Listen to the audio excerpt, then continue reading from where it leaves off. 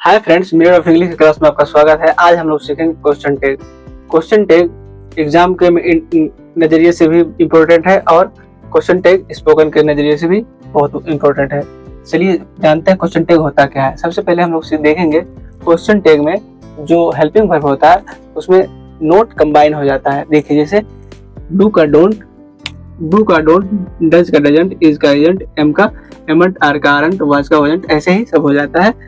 Can का can't, ये सब कंबाइन हो जाता है। ठीक है, नोट और हेल्पिंग वर्ब कंबाइन होकर लिखा जाता है इसमें। चलिए सीखते हैं हम लोग। सबसे पहले स्ट्रक्चर इसका है पूरा सेंटेंस, उसके बाद helping verb plus note plus subject या प्रोनाउंस, इसको कह सकते हैं प्रोनाउंस। उसको नेगेटिव का रूल है सेंटेंस सेंटेंस, उसके बाद हेल्पिंग वर्ब प्लस सब्जेक्ट। ठीक है, अब देखिए यहाँ तक सीख गए। अब आपको एग्जाम्पल 5 एग्जाम्पल देंगे और पांचों में अलग अलग चीज सीखने के लिए मिलेगा, इसलिए पूरा एकदम मन से वीडियो को देखिए।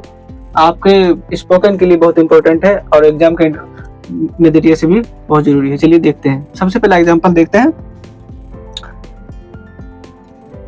तुम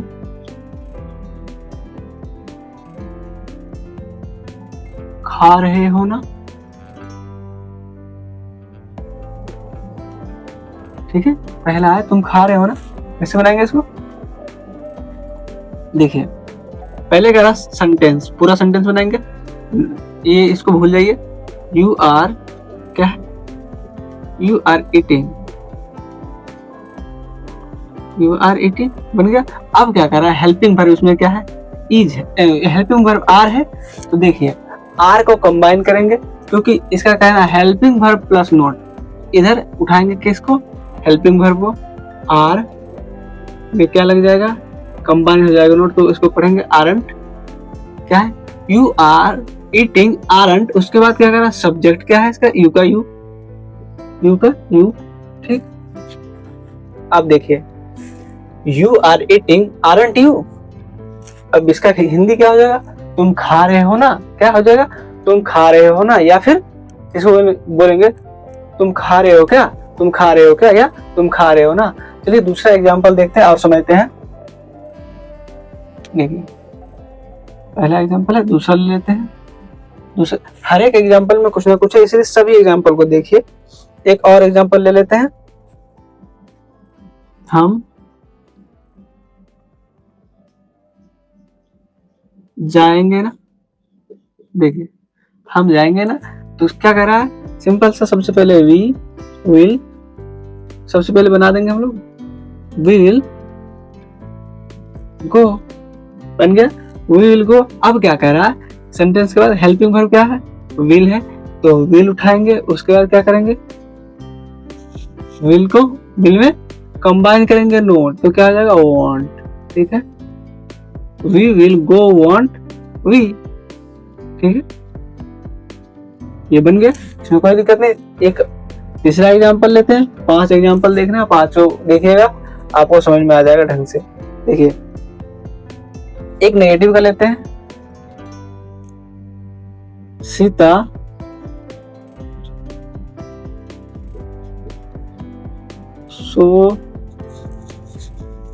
सीता नहीं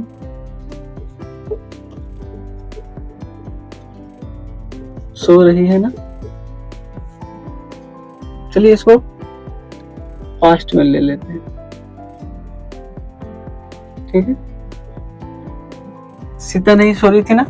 कैसे हो जाएगा इसका? सबसे पहले क्या हम लोग बनाएंगे? नेगेटिव का स्ट्रक्चर क्या है? सबसे पहले सेंटेंस बना देंगे, नहीं को भूल जाइए। Sita was not sleeping, Sita was not sleeping. ठीक है, सेंटेंस पूरा आपका हो गया। अब क्या कह रहा है? हेल्पिंग वर्ब प्लस सब्जेक्ट, तो हेल्पिंग वर्ब क्या है? वाज। ठीक है, सब्जेक्ट क्या है? सीता। तो यही सीखने वाली बात है कि सीता या गीता या राम या सोहन मोहन कुछ भी हो नाम, तो नाम का क्या होगा? अगर लड़का का नाम होगा तो हो जाएगा ही, और लड़की का नाम होगा तो सी, इसमें चेंज हो जाएगा। ठीक है, सीता का क्या होगा? Sita was not sleeping was she. ठीक है, देखिए तीसरा देखिए, तीसरा में एक चीज अलग से सीखने के लिए मिल गया। चौथा देखिए आप लोग,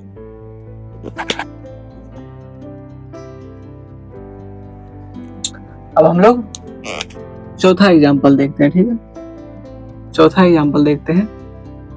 रेल नहीं जाती है ना। अब देखिए, ठीक है, कैसे बनाएंगे? द ट्रेन, सबसे पहले सेंटेंस, द ट्रेन किस टेंस से है? प्रेजेंट इंडेफिनिट टेंस से। द ट्रेन क्या होगा? डज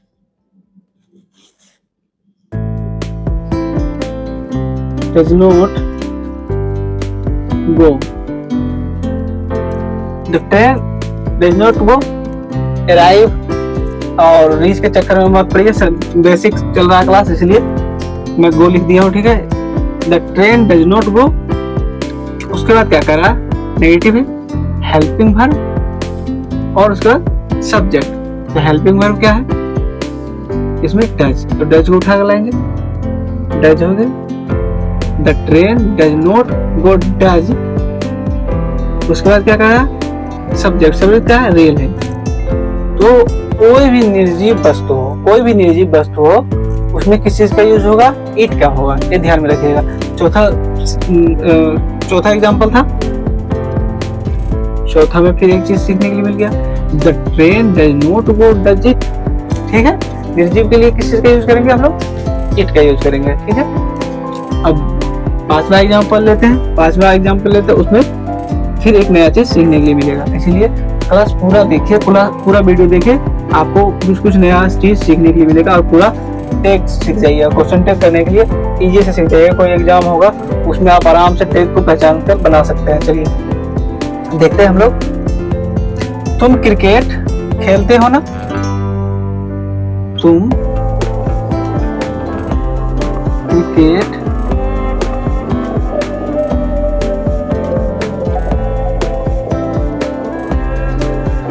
खेलते हो ना?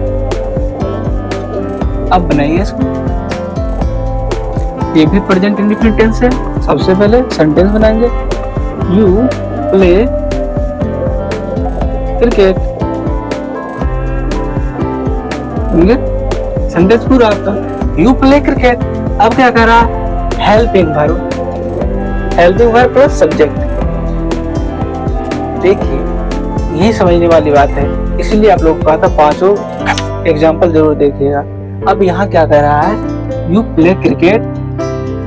ये तो सेंटेंस आपका बन गया, लेकिन इसमें हेल्पिंग वर्ब है ही नहीं। तो हेल्पिंग वर्ब को हम लोग को लाएंगे कहाँ से? हम लोग हेल्पिंग वर्ब ला ही नहीं सकते इसमें। तो क्या करेंगे?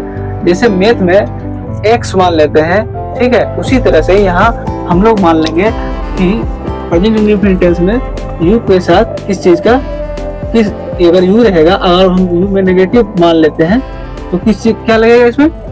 यू के साथ डू का यूज होता है ना, प्लूरल के साथ डू, सिंगुलर के साथ डज। देखिए, तो इसको हम हवा यानी कि मान लेते हैं। ठीक है, यू प्ले क्रिकेट। ठीक है, यू प्ले क्रिकेट क्या हुआ? डू।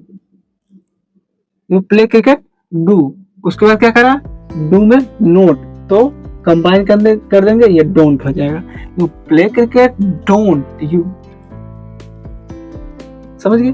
देखिए, 5 सेंटेंस देखे, 5 क्वेश्चन देखे और पांचों में अलग अलग चीज सीखने के लिए आपको मिला। चलिए एक और देख लेते हैं। और क्या देख लेते हैं? जैसे एक हम लोग ले लेते हैं, वह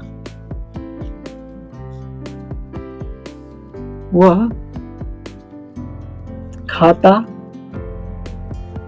है ना। अब इसको कैसे बनाएंगे हम लोग? सबसे पहले क्या लिखेंगे? सेंटेंस बनाएंगे। सबसे पहले ही इट्स। प्रेजेंट इंडेफिनिट टेंस का ये रूल है कि किसी इट नेम में क्या लगेगा? वर्ब में एस लगेगा। ही इट्स। उसके बाद क्या कह रहा है? आप देखिए क्या कह रहा है। हम लोग कहाँ से लाएंगे, कहाँ से मानेंगे हम लोग? तो एक्स जैसे मैथ में मानते हैं उसी प्रकार मान लेंगे। ही इट्स डज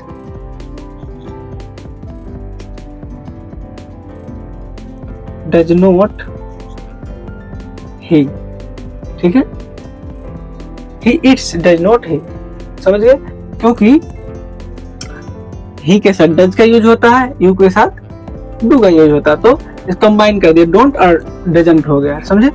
अब एक और एग्जांपल देख लेते हैं हम लोग, एग्जांपल देख लेते हैं किसे, पास्ट से, उससे भी समझ में आएगा आपको कि उसमें एक नया चीज सीखने के लिए आपको जरूर मिलेगा।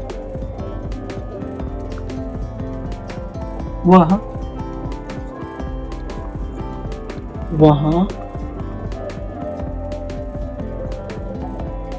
जाती है ना, कैसे बनाएंगे इसको, सबसे पहले लिखेंगे, पूरा सेंटेंस बनाएंगे, सी वेंट, ठीक है, सॉरी इसको जो वेंट लिख दिया तो इसको हम लोग कर देते हैं पास्ट का, ठीक है, पास्ट के बारे में बता रहे थे, she went go, she went there, ठीक है, सी वेंट देयर बन गया, सी वेंट देयर सेंटेंस पूरा। अब हम लोग को देखना है क्या,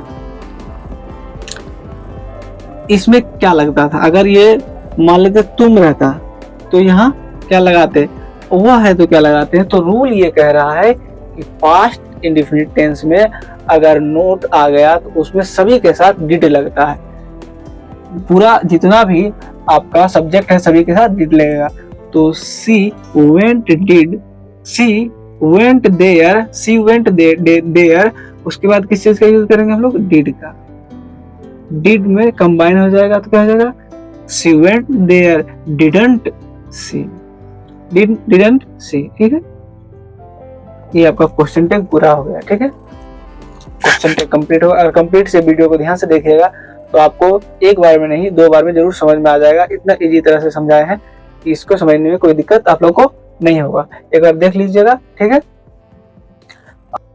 अगर वीडियो आप लोग को अच्छा लग रहा हो तो चैनल को सब्सक्राइब करें, वीडियो को लाइक करें, शेयर करें, कमेंट करें। आप लोग को वीडियो देखने के लिए आप लोग का बहुत बहुत धन्यवाद।